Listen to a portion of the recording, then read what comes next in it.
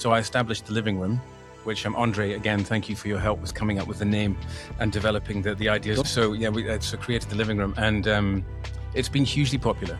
And it really is just, how I've kind of positioned it is, again, going back to the sort of front door, main house, back door, is that it really is looking at people who, for all intents and purposes, life looks successful, but something just feels off.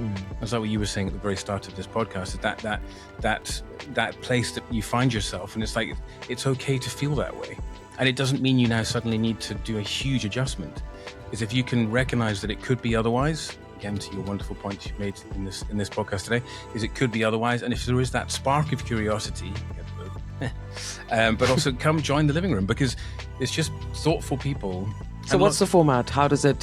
So yeah, good question. So how I've structured it, because a lot of coaching, but there's not a lot of structure, let's say. So you can have lovely, deep conversations, and afterwards you might walk away thinking that was a really great conversation, and Stuart's a lovely guy to talk with, or whoever, amazing. But it's not actually moving you forward. So what I decided with the living room was to make it more structured, but not rigid.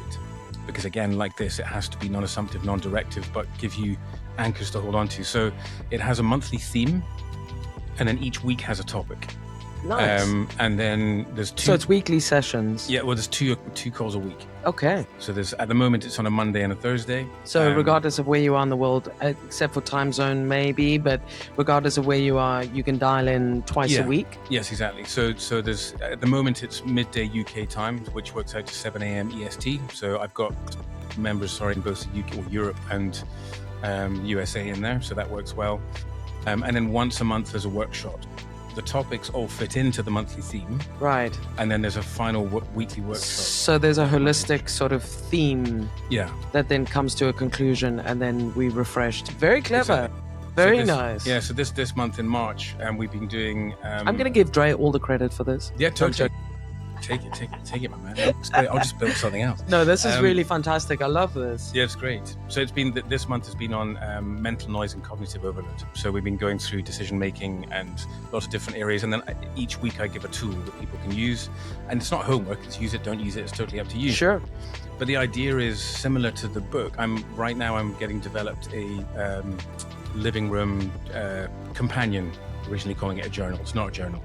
It's a companion, and that will have a structure in it that you can put in the monthly theme, and then your notes on that, and then the weekly topics and the tools that are in there. So you use the tools in the context of your life with what you're going through now. When you can refer to it later, again, you can come back.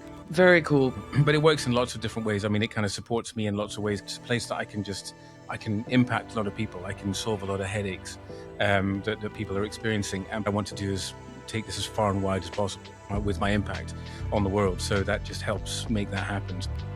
Yeah. But I mean, come along, check it out. I've got two different communities. One that is a public living room group where people can come in and I post content. And on which platforms is that? Facebook? Facebook, sorry. Yeah. So I chose Facebook because I looked at lots of different platforms, but most people are on Facebook and it works. I mean, it does everything you need it to do, well, within reason.